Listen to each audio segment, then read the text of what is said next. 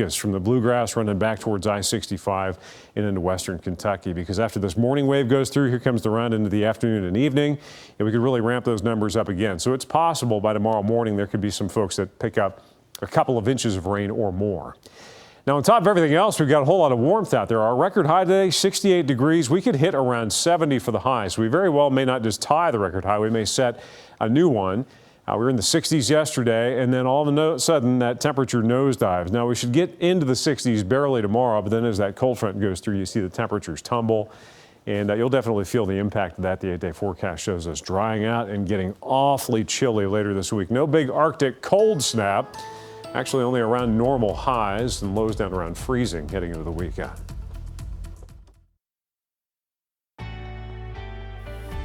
You're watching LEX 18 News at sunrise. Almost 5:21. Prince Harry is sitting down with reporters to discuss his upcoming memoir, Spare. The British royal is expected to go into detail about his childhood, the loss of his mother, and his new life living in the U.S. with his wife Meghan and their 2 children. During the interview with British network ITV, the Duke of Sussex says he wants a family, not an institution. Harry also sat down with Anderson Cooper for CBS's 60 Minutes. In the clip from the interview, Harry explains how he's tried to keep his conversations with his family members private, but leaks to journalists have made them public. Prince Harry's new memoir, Spare, releases next week. Well, Elon Musk has lost a bigger fortune than anyone in history. The CEO of Tesla, SpaceX, and Twitter is now worth $137 billion. That's according to a Bloomberg Billionaires Index. Musk's net worth was at its peak in November of last year, $340 billion then. That makes Musk the first person to lose $200 billion in wealth, Bloomberg reported last week. The bulk of Musk's wealth is tied up in Tesla, whose stock plunged 65% last year. Demand for Tesla's weakened as competition in electric vehicles surged. If Tesla's stock rebounds, Musk could once again become the world's richest person. Well, Donald Trump might make a return to Facebook, and soon Facebook's parent company, Meta, is reporting it is considering allowing the former president back on its platforms. It's expected to make a final decision in the coming weeks. Trump, of course, was banned from Meta's platforms, which include Facebook and Instagram, after the attack on the U.S. Capitol in January of 2021. Initially, the ban was indefinite, but that was later revised to 2 years. Well, the 2-year ban ends this Saturday, January 7th. A representative for Meta says an official announcement won't happen just yet. 5:22 now. Rolling Stone is out with a list of the 200 greatest singers of all time. But it's one name in particular that did not make the list that's causing a lot of anger on social media. Going to reveal who we're referring to when we check out what's trending next. 5:25, checking out what stories are causing some online chatter this morning. If you've got a fruitcake over the holidays and have no idea what to do with it, today could be your day. That's because January 3rd is National Fruitcake Toss Day. It's a day to get rid of leftovers, or for those who don't care for the cake, filled with candied fruits and nuts that are soaked sometimes in rum. The record, by the way, is 1,430 feet, set by a group of Boeing engineers who used a machine to launch their fruitcake into the sky. Organizers say don't throw away that fruitcake. No one in your home will eat. Throw it in the air instead. Although you got to be careful. Yeah, but it still has to come back down to the ground. And they're hard and thump you in the head. So if you're going to throw it in the air, throw it towards a dumpster at least. Right? Get it out of there. Right. An Atlanta area real estate agent who is not a professional golfer was recently invited to play golf's most prestigious event, the Masters. Scott Stalling says he received the package from Augusta National Golf Club with an invite for this April. He quickly realized it was a case of mistaken identity. The package was intended for a different Scott Stallings, who is, in fact, a pro golfer. The realtor reached out to the golfer via Instagram to let him know about the oversight, much to the relief of Stallings, who was eagerly awaiting his first Masters invite since 2014. To save the day, the realtor took the invitation to a local shipping store and mailed it to the 3-time PGA Tour winner. So I'm guessing the two Scotts are pretty good friends now. And I'm hoping that he's going to get an invite or a ticket to be able to watch, at least. Well, you would hope. You would right? hope, or yes. some swag or something. All right, on New Year's Day, Rolling Stone published its list of the greatest 200 singers of all time. And there's an uproar, of course, over one name that they say was absent from the list, and that's Celine Dion. The list ranges from Aretha Franklin to Rosalia and other artists known for exceptional singing. But there has been major blowback on social media concerning Celine Dion being left off. And she wasn't the only notable artist excluded. There were also complaints that others weren't included, including Dionne Warwick, Diana Ross, and Sting. Dionne Warwick, they had a special on CNN the other night on her and her life and how amazing it. And I'm just like, I oh my love gosh, all three of them, so hopefully they're not going to be snubbed forever. Just pencil them in. It's 5:27, a busy week ahead in Frankfurt, starting with the beginning of the 2023 General Assembly today. Plus, you're probably hearing the overnight thunderstorms. The big question now, will it get worse before it gets better? Tom has the latest straight ahead. We're back in 2 minutes. Count on LEX 18 News. Paycor Stadium in Cincinnati is dark and quiet this morning as support comes in from across the country for Buffalo Bills safety Damar Hamlin. We're going to have the latest on his serious injury during last night's game against the Bengals. Plus, Bluegrass Technical College leaders are highlighting an ongoing shortage of skilled workers following an unprecedented number of burst pipes due to last month's winter storm. And flight delays are still keeping Americans from returning home following the holiday weekend. LEX 18 News at Sunrise continues right now. 5:30 on this Tuesday morning. It's the third day of January. I'm Chris Goodman. I'm Dia Davidson, joined by meteorologist Tom Ackerman. We'll get much more on that Bills-Buffalo game a little bit later, but right now we want to talk about the forecast and the force of all of this rain and wind that we're getting. Did you get that early morning wake-up call? I did. It was like boom, boom, boom, boom, boom, boom. That rumbling and thunder overnight. It's been ongoing. We've had a few warnings, mainly outside the viewing area back into western Kentucky, and that's still the case.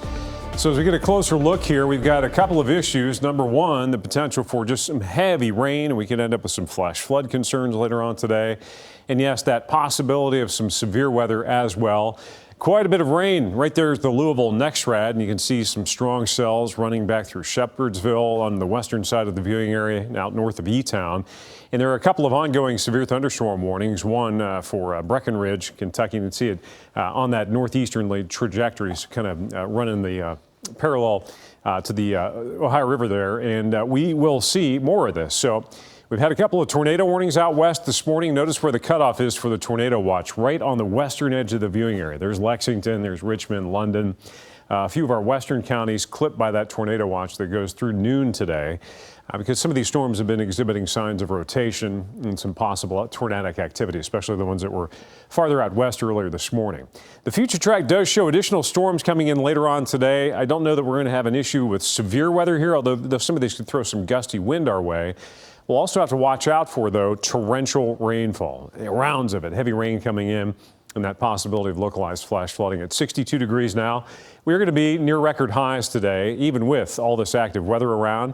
Showers finally wind down tomorrow, and then the big chill settles in. We'll break it all down in your 8-day forecast. 5:32, and this morning, people across the country are praying for a Buffalo Bills player who collapsed during the NFL's Monday Night Football game in Cincinnati. Bills safety Damar Hamlin is in critical condition still at UC Medical Center. LEX 18's Evelyn Schultz is following the story for us this morning. Dia, Chris, the Bills confirmed overnight 24-year-old Damar Hamlin suffered a cardiac arrest during the game. An ambulance was brought out on the field, and Hamlin received CPR for several minutes. As this scary situation unfolded, donations poured in to a GoFundMe fundraiser Hamlin started back in 2020 to buy toys for kids. Take a look. That fundraiser is now at more than $3 million overnight. When he created the GoFundMe a few years ago, Hamlin wrote, quote, "As I embark on my journey to the NFL, I will never forget where I come from, and I am committed to using my platform to positively impact the community that raised me." We are hearing this morning he is a man that is known for his dedication to his community as well as his family. Cincinnati's Paycor Stadium was lit up in blue last night in support of Hamlin, his team, and Bills Mafia. Bengals fans at the game also offered up support and prayers for the young player. We're just praying. We're praying that, he pulls through this and he makes it through this, as we hope that he will. And that's why we're here tonight. Just because we're a Bengals fan doesn't mean we're not a fan of his. I feel like Cincinnati and the Bengals, team, we're a family. you know, and we care about everybody when you're a family. You know, you care about everybody in your family. So. And take a look at this. There was also a prayer circle outside UC Medical Center. Fans gathered there last night to show their support for Hamlin. Last night's game was suspended and then postponed. We heard from Bengals fans watching the game at Lex Live in downtown Lexington who said that was absolutely the right decision. We'll have more on Hamlin coming up in our next half hour of Sunrise. Chris and Dia, back to you for now. Thank you. Football fans all across the nation are, of course, praying for Damar Hamlin. And that includes folks right here in Lexington who were gathered to watch what was expected to be a key game with major playoff implications. We spoke with guests at the Lex Live Entertainment Complex in downtown Lexington to get their perspective. We spoke with a former football player who told us it was in the back of his head that something like this could happen, adding players know what they're signing up for, but it doesn't make it any easier. It's pretty sad to see. I played football myself for 14 years, and you know, you never know when a moment like that's going to happen. I mean, it wasn't a standard hit that happens all the time. It only takes, you know, that little bit. You never know when it's going to happen. That moment. It's very sad to see, though. But I think they're handling it the right way. Everyone was in universal agreement it was the right decision to postpone this game, and that's exactly what happened. As one fan put it, life is more important than sports. And coming up later this morning on Today, live coverage from University of Cincinnati Medical Center and a live interview with Eric Wood, a former player and current Buffalo Bills radio color commentator. Catch Today directly after sunrise, starting at 7 this morning. And we'll, of course, keep you updated here on LEX 18 News and online at lex18.com. 5:35 now. The man accused of killing another man, then setting a vehicle on fire with the body inside, scheduled for a status hearing in Fayette Circuit Court this afternoon. A witness tells police that Cecil Russell shot and killed Lazarus Parker during an argument at a home on Dakota Street in Lexington in March of 2021. Investigators claim Russell put Parker in the trunk of a rental car, drove to a barn in Bourbon County, and then set it on fire. Russell faces several charges, including murder. It is a busy week ahead in Frankfort as lawmakers get the new state session started and the governor charts the course for 2023. Coming up tomorrow, it's Governor Beshear's annual State of the Commonwealth address. He'll give his plan for the new year before a joint session of the state Senate and House tomorrow night at 7. And the state legislature will officially gavel in the new session at the state capitol today. They're going to spend the next 3 months working on new laws. Well, it is 5:36. Let's get an update on a story that we've been following recently. University of Kentucky is taking some action to repair parts of campus hit by last month's winter storm. UK officials tell LEX 18 they had about 3 dozen buildings impacted either by burst pipes, wind, or power outages. Because of all the work contractors are doing, the campuses believe that they will have largely normal operations when classes resume on Monday, January 9th. However, 5 rooms at Hagen Hall were significantly impacted. This is forcing the university, though, to relocate less than 10 students to other residence halls while those repairs are completed. The unprecedented level and number of burst pipes caused by the frigid temperatures has demonstrated the demand for more workers in utility fields. Leaders with Bluegrass Community and Technical College say that there's a huge need for skilled workers, and the weather over the past couple of weeks highlighted that shortage. Thanks to collaborative efforts between businesses and BCTC, students can often get real-world experience before they even graduate. They want to make an investment in the individuals that are in our program so that they have them when they do graduate. We have more work to do, but in general, the word is getting out that these types of positions are high pay, they're high wage, high demand jobs. Well, college leaders say another benefit of companies working with students is allowing them to not only work, but offering the flexibility so they can also be in the classroom. 5:38 for many Americans, the holiday travel season is ending the way it began. With flight delays and cancellations. Tom Costello reports. On this big post-New Year's travel day, mounting delays and cancellations yet again. Fog in Denver and gridlock in Florida after an air traffic control computer failure cut traffic to a trickle. Stuck on the runway in Palm Beach, NBC News producer Jason Calabretta. Stuck on the tarmac for almost 2 hours. The pilot says it's a problem with the entire state of Florida. We're still unsure when we might take off. These delays come after Southwest Airlines' multi-day meltdown stranded hundreds of thousands last week.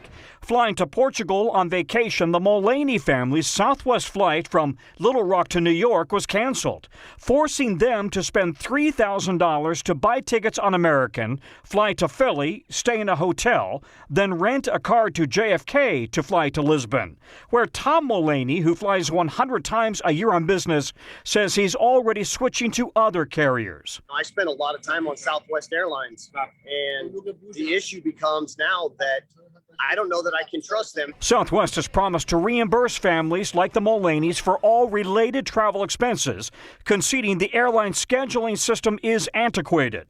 CEO Bob Jordan emailed employees this weekend. We have plans to invest in tools and technology and processes, but there will be immediate work to understand what happened. The president of the pilots union told us there is no time to waste. They're going to have to do it quickly. And we're going to have to see some real answers and a real, map as to what's going to occur over the next week, over the next month, and really over the next 3 to 4 months, because it really can't be delayed longer than that. Tom Costello reporting. This week, the FDA is expected to announce whether it will give accelerated approval to an experimental new treatment, lecanemab. It's one of the first experimental dementia drugs, appears to slow the progression of cognitive decline. Accelerated approval allows for earlier approval of drugs that treat serious conditions and, quote, fill an unmet medical need. Phase 3 trials show lecanemab has potential as an Alzheimer's treatment, but there are also some safety concerns. It has been associated with certain serious adverse events, including brain swelling and bleeding. The FDA's final decision for lecanemab is expected by Friday. Well, when the 118th Congress is officially sworn in this week, it'll have more women than ever before. 149 women are set to serve in the U.S. House and Senate, 2 more members than the previous record in the just departed 117th Congress. In the House alone, 124 female members will serve, which is a new high mark.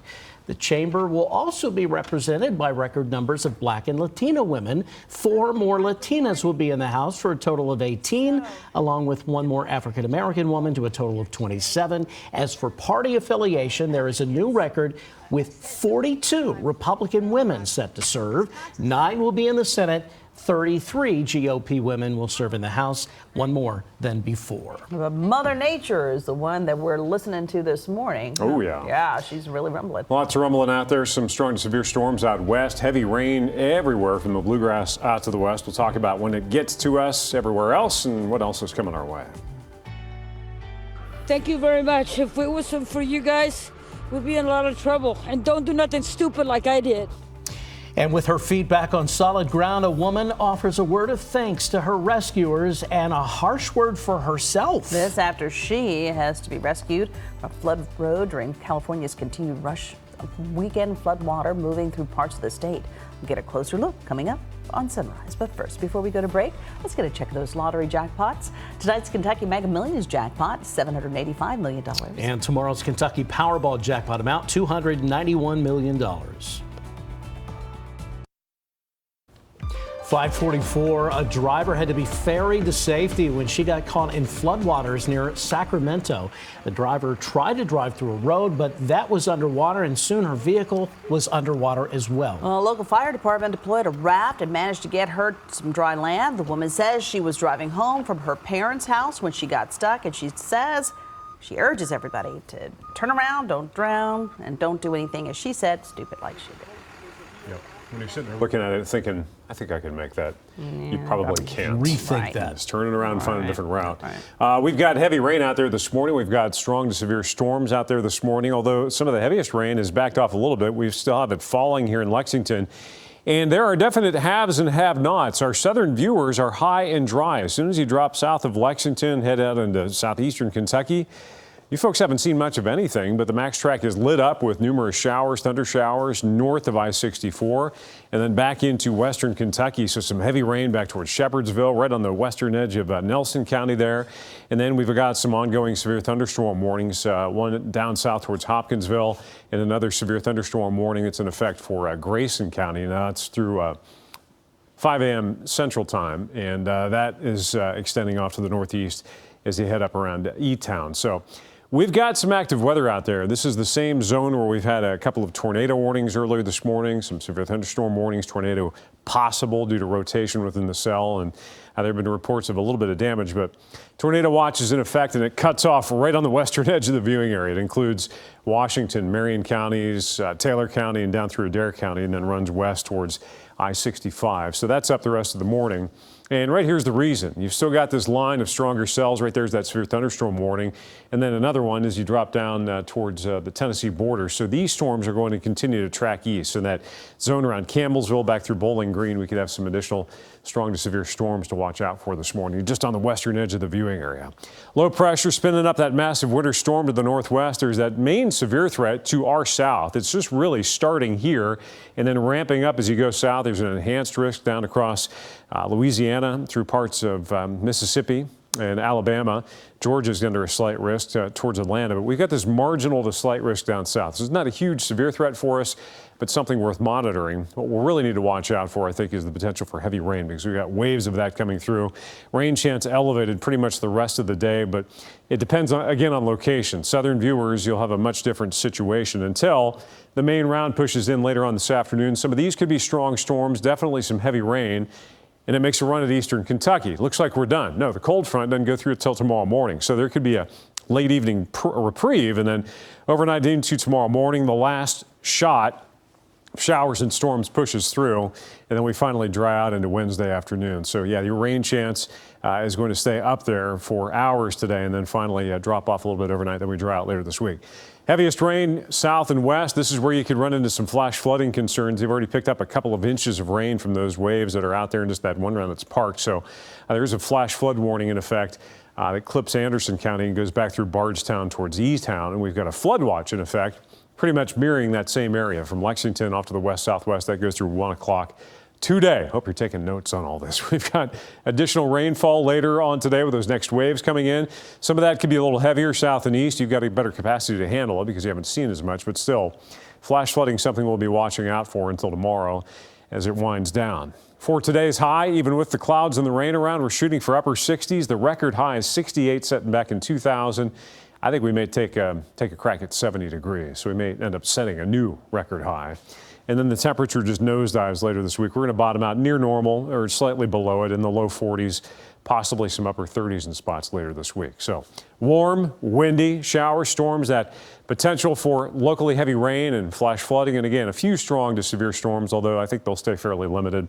Showers, isolated thunder showers overnight. The rain wraps up Wednesday morning as the cold front slides through. Then we dry out and end up much chillier later this week.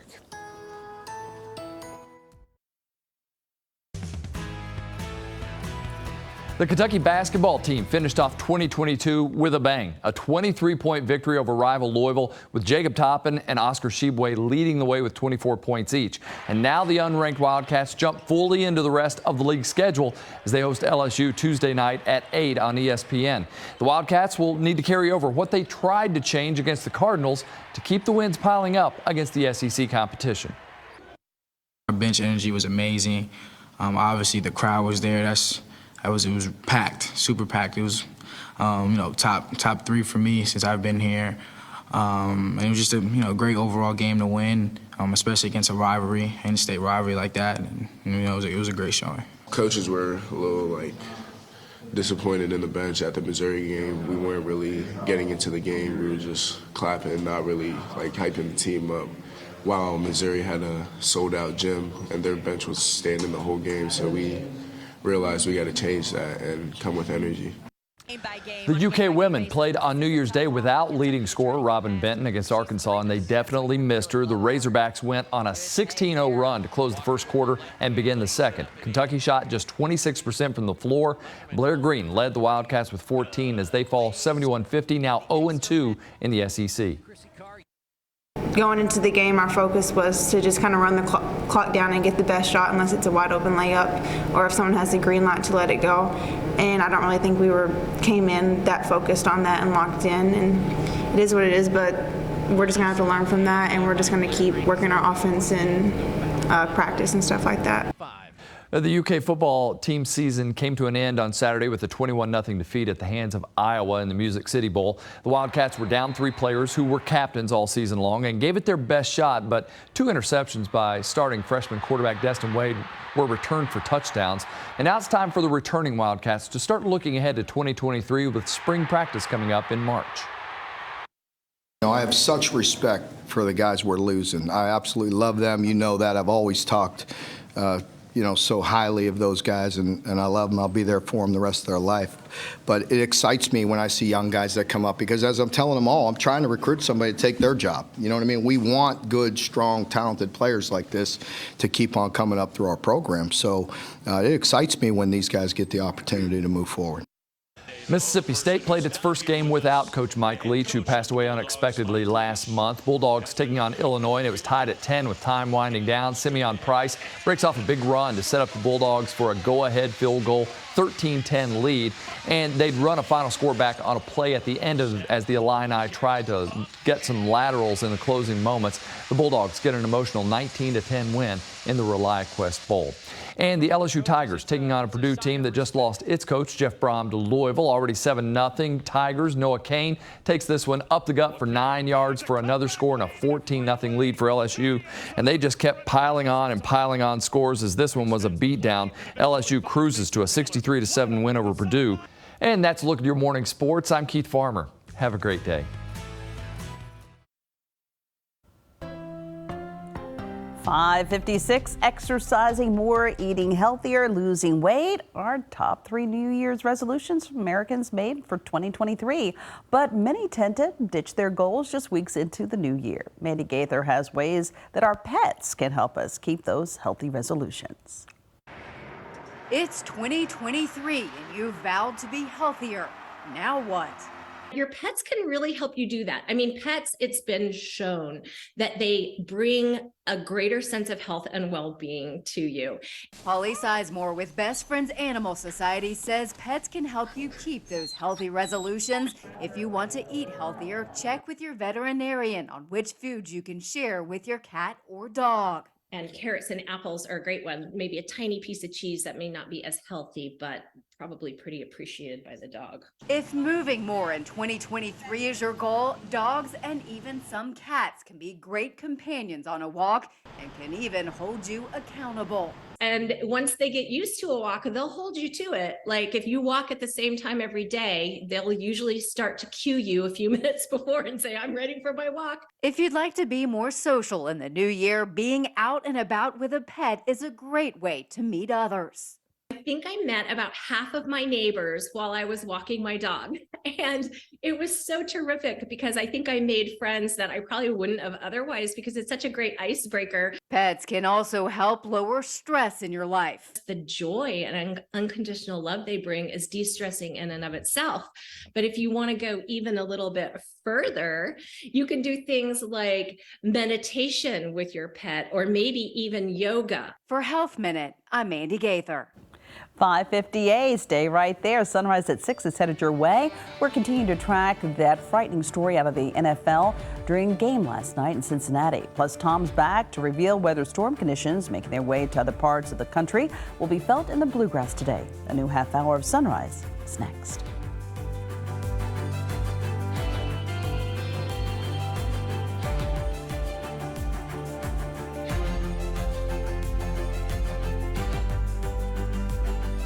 LEX 18, streaming local news 24/7. Search for LEX 18 on your device. Count on LEX 18 News. We're all here for him, and I'm just glad to see 2 different cities come together. NFL fans are showing their support for Buffalo Bills safety Damar Hamlin as he remains in critical condition this morning after collapsing on the field during Monday night football game in Cincinnati. Plus, former Bills player and now UK associate head coach Vince Marrow reacting to the incident at Paycor Stadium. And new year, new state representative in Washington, 3rd District Representative-elect Morgan McGarvey speaks on the transition power his team has gone through since winning last year's election over John Yarmouth.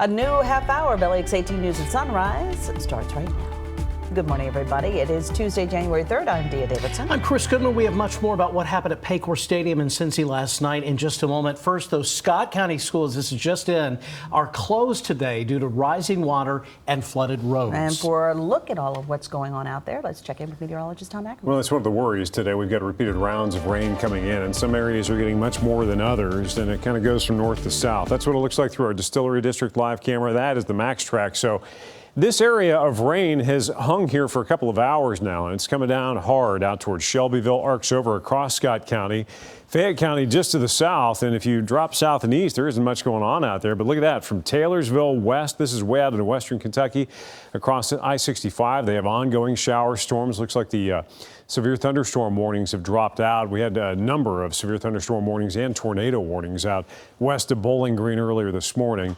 That's still a possibility. We've got a tornado watch that remains in effect right there, Springfield, Campbellsville. Here's Lexington, so it's cutting off on the western side of our viewing area. That goes through noon, so it's for this morning. And the future track shows these morning showers, these heavier rain-producing showers are going to persist, and then eventually the whole line will slide east into the afternoon. So there could be a few strong to borderline severe storms there. Definitely some heavy rain. We've got an active day underway as far as your Tuesday is concerned, and a very warm one. Even with clouds and rain around, we're in the low 60s. It will likely get into the upper 60s, so near record highs on top of everything else that's going on, the strong storms and that heavy rain threat. Now, as we get into overnight hours and early tomorrow morning, that rain will start to wind down. So there's good news there. It's going to get awfully chilly later in the week. We'll break down everything that's coming our way in that 8-day storm tracker forecast. It is 6:02. This morning, a Buffalo Bills player is in critical condition after collapsing during the NFL's Monday Night Football game in Cincinnati. Bills safety Damar Hamlin is now receiving treatment at UC Medical Center. LAX 18's Evelyn Schultz is here in the studio this morning. She's tracking this developing story. Dia and Chris, 24-year-old Damar Hamlin had just made an open field tackle on Bengals wide receiver T. Higgins when he stood up and then fell to the ground. An ambulance was brought out on the field. ESPN reports Hamlin was given CPR for nearly 10 minutes before being taken out of the stadium and to the hospital where he was sedated. The Buffalo Bills official Twitter page confirmed overnight Hamlin suffered cardiac arrest following that hit. They said his heartbeat was restored on the field. Buildings across Cincinnati lit up in blue to show support for Hamlin and the rest of Bills Mafia. At the same time, Bengals and Bills fans alike gathered outside UC Medical Center to pray for the young football player. Well, it's everybody coming together, and you know, it's a big family, and that's what it is. We're all here for him, and I'm just glad to see two different cities come together. A little bit of background on Damar Hamlin, a native of Pennsylvania. He joined the Bills in 2020 as a 6th-round draft pick, also known as D-Ham. Hamlin is known for being devoted to his family as well as giving back to his community. In fact, as fans wait for updates on Hamlin's condition this morning, donations are pouring into a GoFundMe he started in 2020 to help buy toys for kids. At last check, that fundraiser has garnered more than $3 million in just a few hours overnight. Chris and Dia, back to you. Evelyn, thank you. And as you can see, things are quiet now. The lights are dimmed around Paycor Stadium, but people from around the country have been sending in messages of support, including from right here in the Bluegrass. Yeah, UK football's associate head coach Vince Marrow tweeting, "Wow, I'm just feeling really bad about Damar Hamlin. I'm praying, Lord, be with him and his family. Being a former Bills player, I'm hurting for this young man. BBN, keep him and his family in prayer," end quote. Coach Marrow was drafted by the Bills in 1992 and played for them until 1995. And of course, this is a developing story. We'll continue to keep you updated on air and online, lex18.com. It is 6:05 and other news this morning. It is a busy week ahead in Frankfurt as lawmakers get the new state session started and the governor charts the course for 2023. The state legislature will officially gavel in the new session at the state capitol today. The session will last for a total of 30 days, stretching out, though, over the next 3 months. And coming up tomorrow, Governor Andy Beshear set to give annual State of the Commonwealth address. He'll give his plan for the new year before a joint session of the state House and Senate tomorrow night at 7. 6:05, and from Kentucky's capital to the nation's capital, Washington, D.C. will be bustling today as the 118th Congress is set to be sworn in. There is only one new member of Kentucky's congressional delegation this year. Representative-elect Morgan McGarvey will be representing the 3rd District, which is the Louisville area, the seat previously held by John Yarmouth for 16 years. McGarvey will be the only Democrat in Kentucky's election or delegation. He says he's been working since he won the election in November to make the transition as seamless as possible for his constituents. But we'll have people in the office on the ground who've used the case management software, who are familiar with the cases that are ongoing, who will know what to do on day one, not to mention the team we're building in Washington as well. So I think we're going to have a good chance to get off and running. And McGarvey says he's prepared from his time in Frankfort to join the minority party in Congress. Louisville Metro Councilwoman Cassie Chambers Armstrong has formally announced a bid to run in the special McGarvey seat in the state Senate.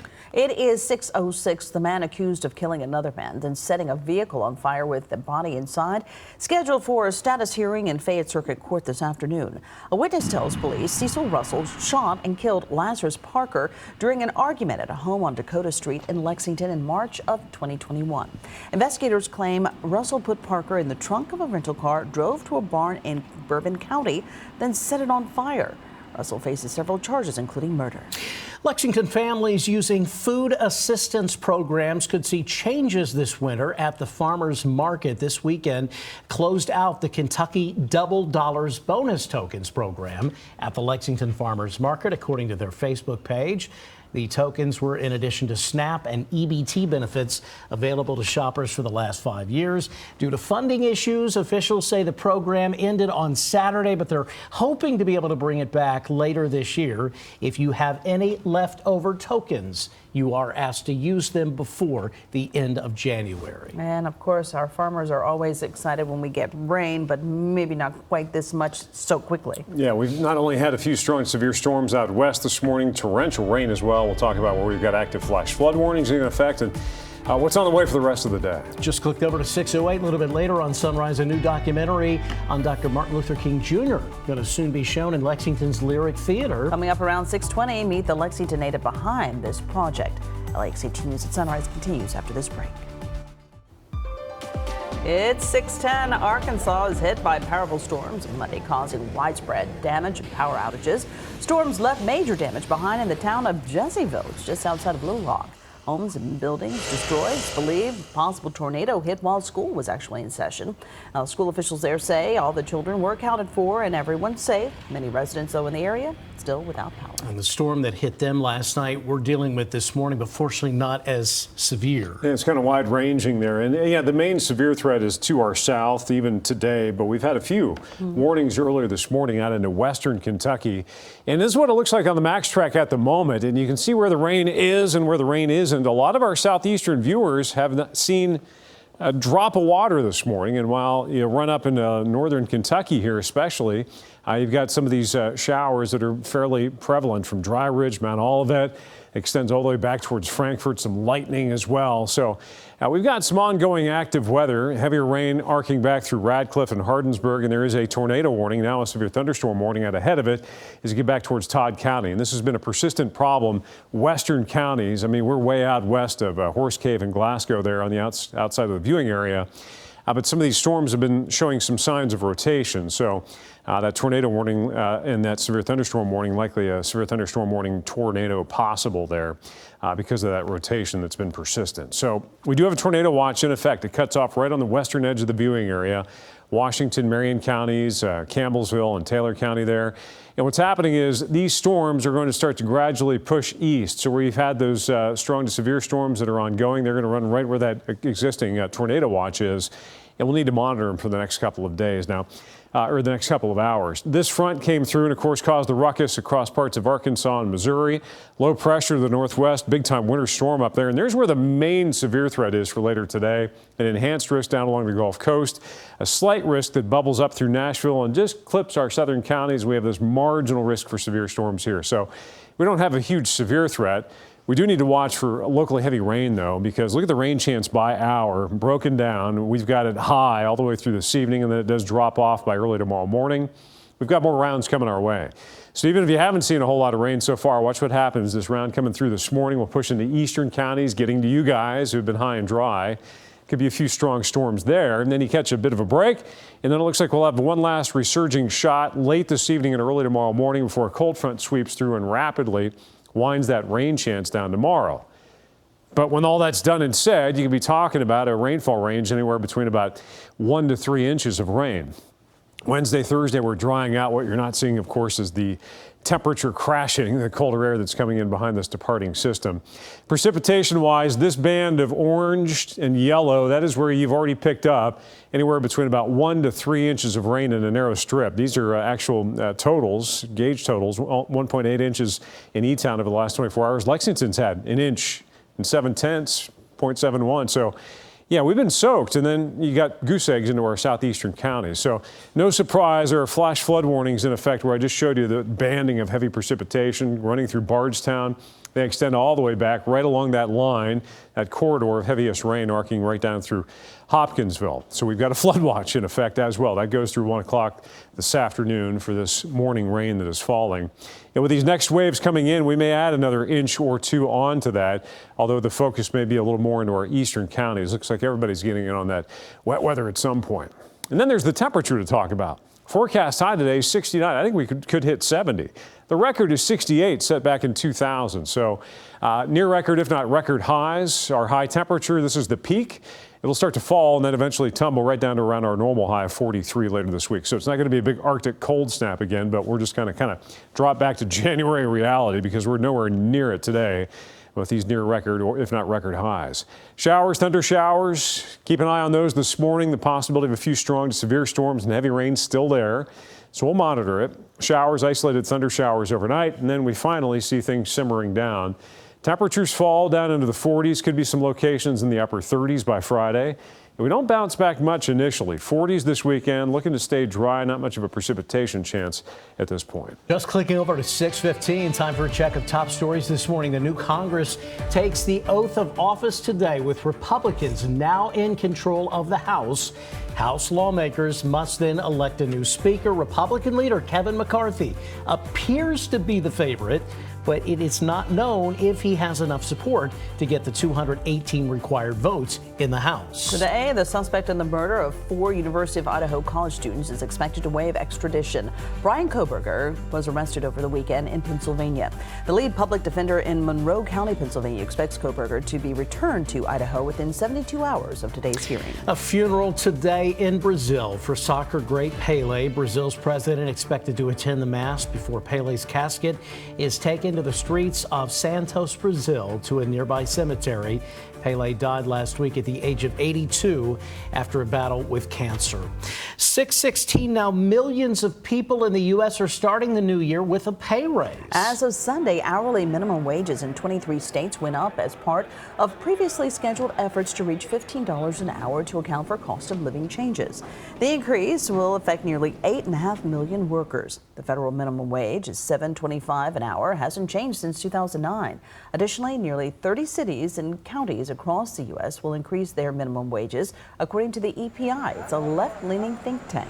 Kentucky's minimum wage, though, will remain at $7.25 an hour, where it has been since 2009. It is the first day stocks will be trading in the new year, and futures are higher this morning. Many investors glad to see 2022 behind them. It was the worst year for stocks since 2008, with the Dow down 9%. The S&P fell nearly 20%, and the Nasdaq lost a third of its value last year. This is LEX 18 News at Sunrise, 6:17. We'll be right back. You're watching LEX 18 News at Sunrise. It is 6/19. MLK Day is just a couple of weeks away, and one Lexington native is honoring Dr. Martin Luther King Jr.'s legacy with a film that will be premiered at the Lyric Theater. The filmmaker tells LEX 18's Rachel Richardson this project has been in the making for years, and he feels it's a call to action. He wants people to not only remember Dr. King's legacy, but to also think about how it's being upheld. Lexington native Jeremiah Wrong is celebrating MLK Day in a way that he hopes engages his home community. This year, Wrong is releasing his first film, After King 23, that looks at what's happening in America since King's death. You know, some of the things that hit the media, you know, it just kind of blows your mind. You know, so it's like, okay, is this where we are in society after Dr. Martin Luther King, after all that we've been through, after all that we went through? Wrong says his film is not only educational, but also inspirational. He says it takes a deeper look at how society has changed since the work of Dr. Martin Luther King Jr. There's some people in the film that's actually worked directly with Dr. King. So they were able to share some insights on their experiences with Dr. King, and also give a sense of direction for this generation. Wrong says he wanted to bring this piece to his hometown as a call to action. He wants people to get talking about how they can help younger generations to carry Dr. King's vision. This generation, when you have that conversation with your elders, you should have a sense of responsibility. I do. That's the reason why I've created the film. This is my contribution to my society, to my community. Wrong says he's using his art to get people active. In Lexington, Rachel Richardson, LEX 18 News. Once again, the film After King 23 will air at the Lyric Theater here in Lexington on Dr. King's birthday. That's Sunday, January 15th. There will be 2 showings and the tickets are free. It is 6:21. The 118th Congress is going to be sworn in today, making a historic and uncertain new session. Before members take their oaths of office, the House is scheduled to elect a new speaker. Coming up, we're going to speak with LEX 18 political editor Joe St. George about the race for the speaker's seat, and that and so much more. But first, let's get a check of those lottery jackpots. Tonight's Kentucky Mega Millions jackpot is $785 million. And tomorrow's Kentucky Powerball jackpot, $291 million. You got to play to win. We're back in 2. You're watching LEX 18 News at Sunrise. Chris and Dia back here at 6:24 in the nation's capital. The new year brings in a divided Congress, with Republicans taking control of the lower chamber and today voting on who will be the next House Speaker. California Representative Kevin McCarthy is scrambling to get enough supporters on board to hand him the gavel and that power. We turn now to LEX 18 political editor Joe St. George live in Washington, D.C. for the latest insights. Good morning, Joe. So tell us, what's the latest on the race for the Speaker of the House?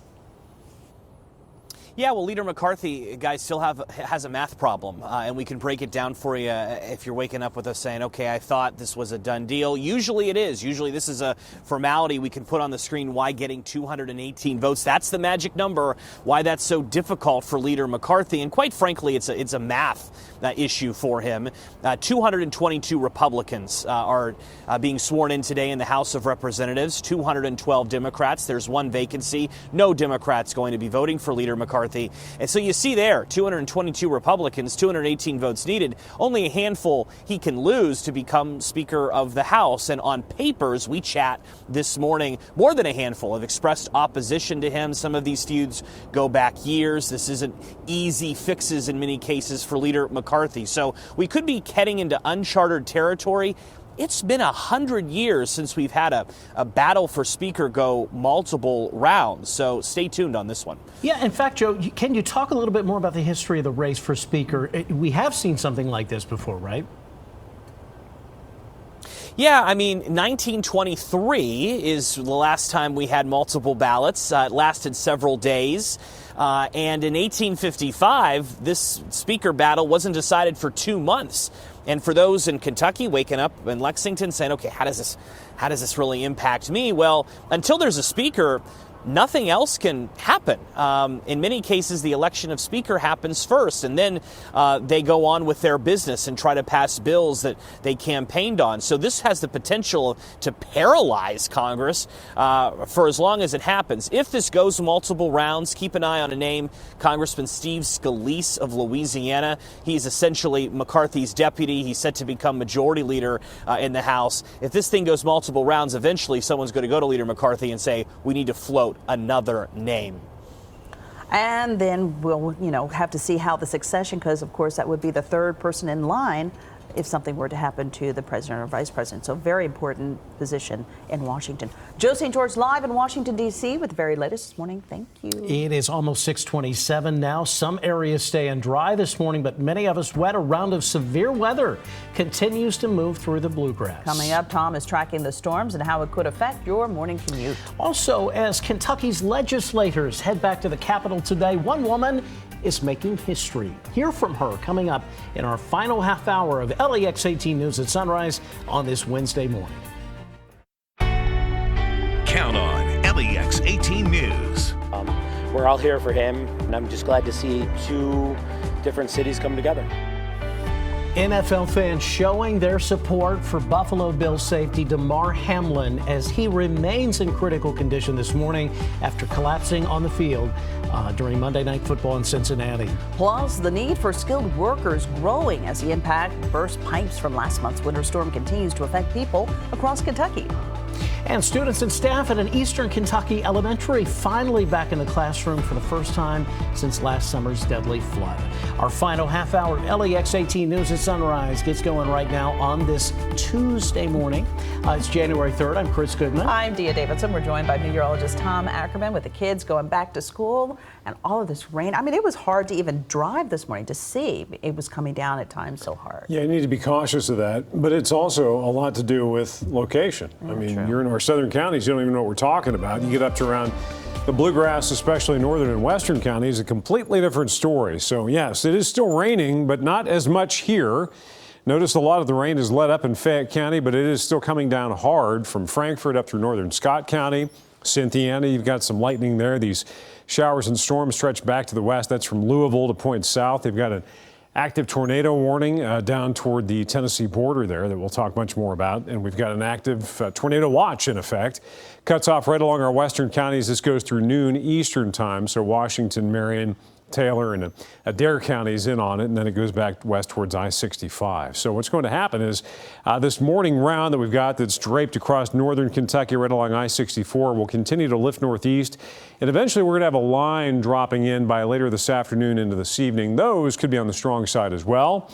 Some damaging wind gusts a possibility as well as heavy rain, and then eventually that will diminish. We'll have one last round, more than likely coming through overnight tonight into tomorrow morning. It is incredibly warm. We are in the low 60s, and we should see highs near record levels, if not record highs. Upper 60s to even low 70s today. Incredibly warm. And for this time of the year, way up there. But on top of that, you've got strong storms, heavy rain, that possibility of some damaging wind gusts and isolated flash flooding possible. We'll talk about where we're most likely to see that and what the rest of the week is looking like as well. It is almost 6:32, and we are continuing to follow the latest developments this morning. A Buffalo Bills player rushed to the hospital after collapsing during the NFL's Monday Night Football game up in Cincinnati. Scary to witness. Anna Azalian is outside the UC Medical Center with the latest on this developing story. Bills safety Damar Hamlin is here at UC Medical Center, sedated and in critical condition this morning after he went down on the field at Paycor Stadium during that Monday Night Football game between the Bengals and the Bills. We know that he took a hit, he got up, but then collapsed on the field, went into cardiac arrest. The medical professionals there at Paycor were performing CPR. He was on the field for about 10 minutes before he was put in an ambulance and brought here to UC Medical Center, where he's still in critical condition. And not long after this all happened, the fans, they came here, not just Bills fans, but Bengals fans too, gathering to offer prayers, show their support, and even raise more than $1 million for his foundation. And we've also heard on social media from the players, the Bengals players, and even people like Ohio Governor Mike DeWine. Now everyone is not here anymore. It's pretty quiet here while everyone went home, back to their hotels or wherever they are now, just waiting for an update. In Cincinnati, I'm Anna Azalian. As fans wait for updates on Hamlin's condition, they are showing support in a big way. They really are. Donations continue to pour in for a cause this player is very passionate about, as people recognize all the good he does off the field. LEX 18's Evelyn Schultz continues our. Dia, Chris, fans may know Damar Hamlin for his stats from his time on the Bills to his tenure at the University of Pittsburgh. But Bills Mafia says he's also a guy known for giving back. And they say Hamlin is dedicated to his family as well as his community. This is video from one of Hamlin's charity toy drive events last month, where he signed autographs for kids while also raising money for a cause he is passionate about. Here is what he told reporters that day. Something I've always been into, just giving back, something I've been doing back at home in Pittsburgh. For 3 years, I've been doing the toy drive, so just being able to extend it to Buffalo now is just something I love doing. And a little bit more about Hamlin, a native of Pennsylvania. He joined the Bills in 2020 as a 6th-round draft pick, also known as D-Ham. He created the Chasing M's Foundation the same year he was drafted. He now donates clothing and toys in both Buffalo and Pittsburgh. And take a look at this. This is a GoFundMe Hamlin started back in 2020 to raise money for Toys for Kids. Overnight, that fundraiser has garnered more than $3 million. Here's what Hamlin wrote on the GoFundMe when he started it. It says, quote, "As I embark on my journey to the NFL, I will never forget where I come from, and I am committed to using my platform to positively impact the community that raised me." When it comes to his family, Hamlin has one younger brother. In the past, he's told reporters he chose the University of Pittsburgh to be able to stay close to him, as well as his parents. We will continue to follow this story all day long. For now, Chris and Dia, back to you. All right, Evelyn, thank you. Coming up later this morning on the Today Show, live coverage from the University of Cincinnati Medical Center, and hear from Eric Wood, a former player and current Buffalo Bills radio color commentator. The Today Show begins at 7 this morning, right after sunrise. And of course, this is a developing story, and we'll continue to keep you updated on air and online at LAX18.com. It is 6:35. In other news this morning, an update to a story that we've been following recently. UK is taking action to repair parts of campus hit by last month's winter storm. The UK tells LAX18 they had about 36 buildings impacted either by burst pipes, wind damage, or power outages. Because of the work of contractors, the campus believes that they will have largely normal operations when classes get back to going on Monday, January 9th. However, 5 rooms at Hagen Hall were significantly impacted. This is forcing the university to relocate less than 10 students to other residence halls while those repairs are completed. And the unprecedented level of burst pipes caused by the frigid temperatures has demonstrated the demand for more workers in utility fields. Leaders with Bluegrass Community and Technical College say there is a big need for skilled workers, and they say the weather over the past couple of weeks really highlights that shortage. Thanks to collaborative efforts between businesses and BCTC, students can often get real-world experience before graduating. They want to make an investment in the individuals that are in our program so that they have them when they do graduate. We have more work to do, but in general, the word is getting out that these types of positions are high pay, they're high wage, high demand jobs. College leaders say another benefit of companies working with students is allowing them to not only work, but offering the flexibility so they can also be in the classroom. That's 6:37. An elementary school in Letcher County reopened yesterday for the first time since this past summer's devastating floods in eastern Kentucky. Students and staff at Potter Elementary moved back into the school yesterday. Some places like the gym still being reconstructed, and the library staff still unpacking dozens of donated books and supplies. But overall, the principal, Amber Stewart, says the classrooms are ready for students and says they are happy to be back with their 300 kids. Just to see it, be devastated like that is really hard. So to see that kind of, see the improvements and see things come to fruition has been amazing. Well, this is the first damaged school in Letcher County to return for classes, but they hope to have another back up and running by the end of the month. Coming up on 6:38, unfortunately, some areas could be prone to a little bit of flooding this morning. Yeah, we've got some heavy rain and rounds of it today. In addition, some strong and severe storms. We'll check it all out in your Storm Tracker forecast. Also coming up later this morning, it's the first day of trading on the stock market for 2023. And what investors are hoping for in the new year, that and more as we get a check of this morning's top stories. That's going to be about 6:45. You're watching LAX18 News at Sunrise. It continues after this break. 6:40, people across Northern California cleaning up from a weekend storm while preparing for the next batch of wet weather this week. The Oakland Zoo will be closed for at least 2 weeks. because an entrance is washed out. Water is rushing through a gaping hole in the road, estimated to be 10 feet by 10 feet. The zoo says a culvert under the road collapsed, blaming it on several days of heavy rain. While the zoo is closed to the public, staff will continue to go to the property to care for the animals, which are all safe. Just another example of the power and might and strength of water, rushing That's water. true. Yeah. And we've got issues out there this morning, shower storms, the possibility of heavy rain.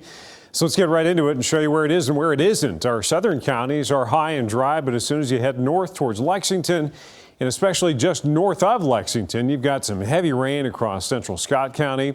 It extends northeast and southwest as you drop back towards just south of Louisville into Shepherdsville and around Radcliffe. They've got heavy rain as well, and also a squall line setting up. They've got a newly issued tornado warning just to the north of Bowling Green. This segment of storms right here has the potential for damaging wind and also some rotation, isolated tornadoes there. So they've got a tornado warning out. It's kind of a broad polygon there that goes through 6 a.m. That's, of course, Central Time. And we're going to be keeping an eye on that because we've got a tornado watch that remains in effect through noon today, and it cuts off right on our western edge towards Taylor County, Washington, Marion County, Dare County, you're in on it, and then it runs back through Bowling Green, Glasgow along I-65. Here is the broader view, the tornado watch, and that line of storms that extends down to the southwest. So at the moment, just that one tornado warning out there, but we've had multiple severe thunderstorm warnings, tornado warnings in that area, just outside of our viewing area. And it's all in response to this. Warm front lifting north, plenty of instability to work with, and a cold front and moisture streaming out ahead of it. The main severe threat for today is actually across the deep south. But we've got this little notch cut out, again, right back to that area where that tornado watch is in effect that we need to watch. And there's a marginal risk for severe storms across parts of the bluegrass, southern and western counties. Now, our rain chance by hour is going to stay up throughout the day. That's the other issue we have to deal with, the potential for torrential rainfall. Because we've had this one round draped across northern Kentucky. That'll continue to throw some heavy rain. Then eventually that line of storms out west, although it may weaken a little bit, it'll push east and still pack a punch. So you could have some isolated instances of damaging wind, moderate to heavy rain, tracking into eastern Kentucky. That takes you out through mid-afternoon, a break this evening. And then the possibility of one final hurrah, another round of rain, showers, some thunder showers overnight into Wednesday morning before everything finally simmers down and we start to dry out. But the rainfall has been heavy already, and we could easily see heavier amounts. So thank goodness we've got a couple of days off from active weather. The future track showing that all the way through Thursday. But if you look at the amount that we've picked up, you've got a band right here, and this is roughly anywhere between about 1 to 3 inches of rain where you see those reds and oranges. Over 2 inches over the last 24 hours in Louisville, 1.92 inches in Frankfort. Lexington's been soaked, and then you hop south. Look at that. Goose eggs for Somerset, London, Jackson, Williamsburg. It's going to take a little longer for that rain to catch up with you, but we've got flash flood warnings in effect. That runs from western Anderson County back through Bardstown, and then just mirrors that round of storms that I was showing you. It goes all the way down to where that active tornado warning is. So anywhere in these areas where you see torrential rainfall, you have to watch out for the possibility of some localized flash flooding. The flood watch extends all the way up into northern Kentucky and southern Ohio. As that round goes through later on today, you could throw another inch or two onto the totals that we've already seen. So we've got that going, and we've got some warmth going. Our record high today is 68. We're shooting for 69, if not 70 degrees, so we could easily set a new high. The old one back in 2000, and the high temperature trend takes that nosedive we've been talking about, but only down to around normal. It's not a big bitter Arctic snap. It's just getting us back to the reality of January. The normal high of 43. We're in the upper 60s, near 70 today. Nowhere near it. Showers, thunder showers, near record highs, heavy rain, possibly some strong storms. We'll keep an eye on throughout the day. That higher severe threat will be across the deep south, though. Showers, isolated thunder showers overnight. And then finally, it's over. After a 3-day run of active weather with a peak today and tonight, will simmer down and cool down. Highs fall into the 40s. Friday, there could be some folks that don't get out of the upper 30s. And then over the weekend, back in the 40s with a little bit of a rain chance trying to latch.